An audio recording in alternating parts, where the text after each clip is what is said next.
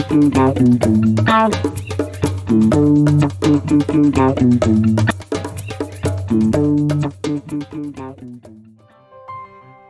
Cheng mula berminat untuk melabur di dalam unit amanah selepas melihat rakannya Ahmad memperoleh pulangan daripada pelaburannya. Sebagai permulaan, Ah Cheng melaburkan semua RM1,000 yang disimpannya. Tidak lama selepas itu, ayah Ah Cheng meninggal dunia dan meninggalkan harta pusaka yang berjumlah RM50,000 kepadanya. Ah Cheng ingin melaburkan semua wangnya itu sekaligus.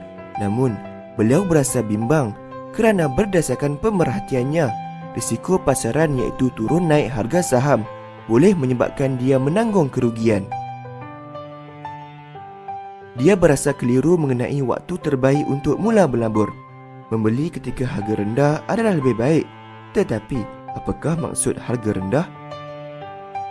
Jika harga tinggi tidak sesuai, sampai bila pula dia harus menunggu hingga harga dianggap benar-benar rendah dan sesuai?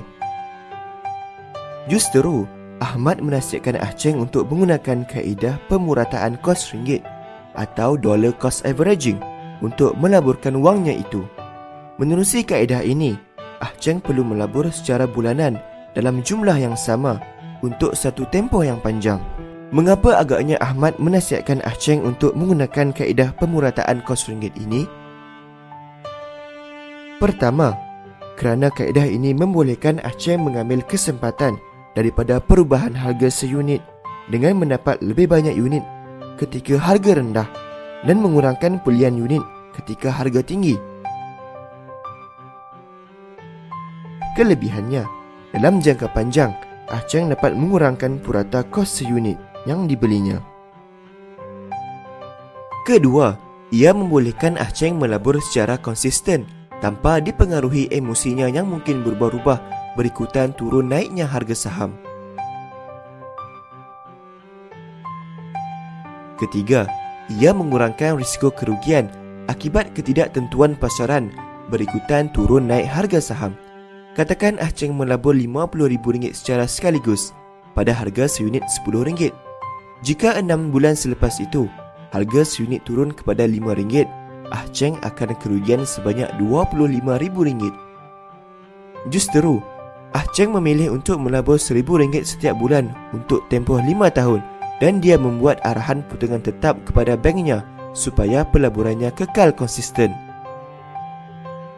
Selepas setahun, berikut ialah jadual pelaburan Ah Cheng. Selepas 12 bulan, Ah Cheng yang sudah melabur sebanyak RM12,000 kini memiliki 1,643 unit dengan kos purata sesaham ialah RM7.30 seunit. Dengan kos purata sesaham ialah RM7.30 seunit. Kos purata seunit ini jauh berbeza berbanding kos pelaburan RM10 seunit jika Ah Cheng memilih untuk melabur semua RM50,000 yang dimilikinya secara sekaligus pada bulan pertama. Sebenarnya, ramai antara kita yang sudah menggunakan kaedah ini tanpa disedari. Contohnya, jika anda sudah memulakan pelaburan secara sistematik setiap bulan, anda sudah pun pakai konsep pemurataan kos ringgit ini dan tanpa disedari, anda sudah lama menikmati kelebihannya. Paling penting, kaedah ini membantu pelabur melabur secara konsisten. Ia dapat mengurangkan kos purata pelaburan, membuat keputusan pelaburan tanpa dipengaruhi emosi dan melindungi pelabur daripada risiko pasaran. Justeru, jangan biarkan istilah menunggu waktu terbaik atau beli rendah jual tinggi menghalang anda daripada mula melabur. Mulakanlah pelaburan anda dengan mengunjungi pejabat cawangan ASNB yang berhampiran untuk mendapatkan nasihat pelaburan.